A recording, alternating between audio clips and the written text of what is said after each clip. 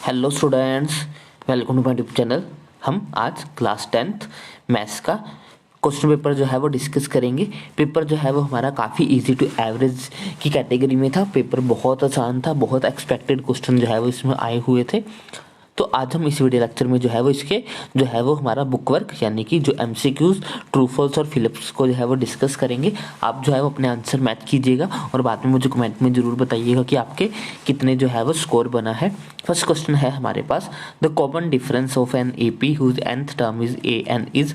हमें जो है वो कॉमन डिफरेंस बताना है। कॉमन डिफरेंस का फॉर्मूला होता है A N plus one minus A N, यानी कि ऑप्शन डी जो है वो इसके लिए राइट था। ये जो है वो हमारा बी सेट है। अलग अलग जो है वो ये आपको अलग अलग सेट्स में क्वेश्चन जो है ऊपर नीचे हो सकते हैं, लेकिन क्वेश्चन जो है वो सिमिलर ही थे। सेकंड क्वेश्चन था, if T Q and T P are the two tangent to the circle with centre O so that the angle P O Q, यानी कि ये वाला एंगल जो है वो 110 गिवन है, देन पी टी क्यू ये वाला एंगल फाइंड आउट करना है। इन दोनों एंगल्स का सम जो है वो 180 डिग्री होता है, तो 180 में से 110 माइनस करेंगे तो हमारा आंसर आ जाएगा 70। तो इसके लिए ऑप्शन बी जो है वो हमारा राइट था। नेक्स्ट है, all the equilateral triangles are similar, 1 minus cos square theta is equal to sin square theta, यानी कि ऑप्शन बी राइट था।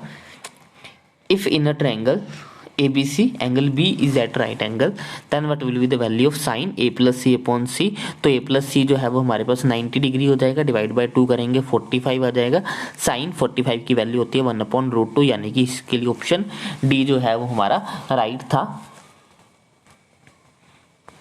Next question, if the perimeter and area of a circle are numerically equal then the radius of the circle is। अगर perimeter और area अगर बराबर हो तो हमें बताना है कि रेडियस क्या होगा। तो इसका रेडियस जो है वो हमारा 2 यूनिट होगा, तो ऑप्शन ए जो है वो इसके लिए राइट था।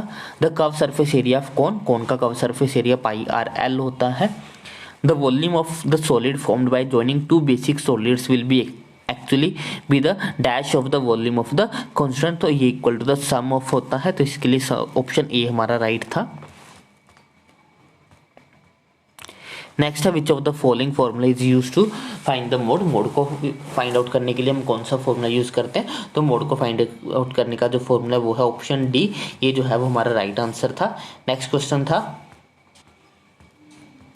next one card is drawn from a well shuffled deck of 52 cards, calculate the probability that the card will be a queen of diamond।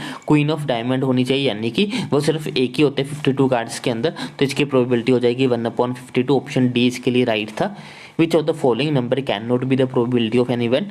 Probability जो है वो कभी भी माइनस में नहीं हो सकती है, तो इसके लिए ऑप्शन बी जो है वो हमारा राइट होगा। 5 + √2 इज एन इरेशनल नंबर, तो इसके लिए ऑप्शन बी जो है वो हमारा राइट था। Next question, a real number k is a zero of the polynomial px if pk is equal to 0, तो ऑप्शन ए इसके लिए राइट था। नेक्स्ट है, zeros of a polynomial are coordinate of the points where the graph of y intersect the x axis, तो इसके लिए option A हमारा right था। नेक्स्ट है, for which value of K does the pair of lines 3x minus 3y is equal to 6 and kx minus 9y is equal to 18 are coincident, तो इसके लिए जो है वो हमारी k की वैल्यू 9 होनी चाहिए, तो ऑप्शन सी इसके लिए राइट था। विच of the following is not an quadratic equation, तो ऑप्शन बी जो है वो हमारे पास एक क्वाड्रेटिक इक्वेशन नहीं है। आगे जो है वो हमारे पास ट्रू फॉल्स हो गए आगे हैं। 3 median is equal to mode plus 2 mean, ये जो है वो हमारा ट्रू था। If a pair of linear equations of 2 variable is consistent then the lines will be intersecting और कोइंसिडेंट्स, ये भी जो है वो हमारा ट्रू होगा। Quadratic formula of quadratic equation, quadratic formula जो है वो b² - 4ac नहीं है, ये तो डिस्क्रिमिनेंट का फॉर्मूला है, तो ये जो है वो हमारा फॉल्स होगा।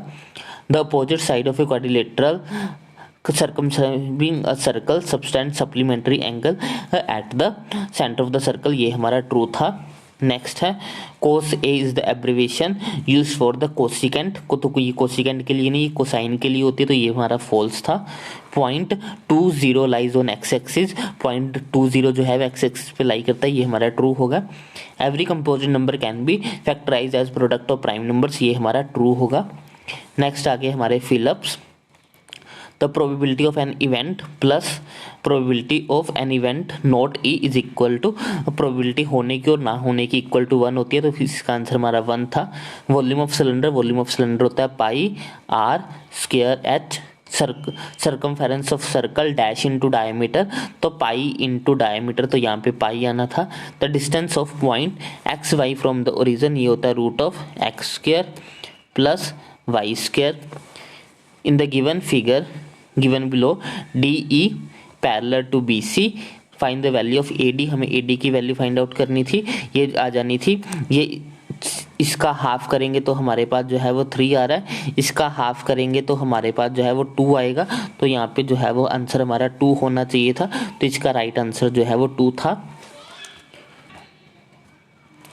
नेक्स्ट है if a b and c are the consecutive terms of an A P then b is equal to a plus c divide by 2।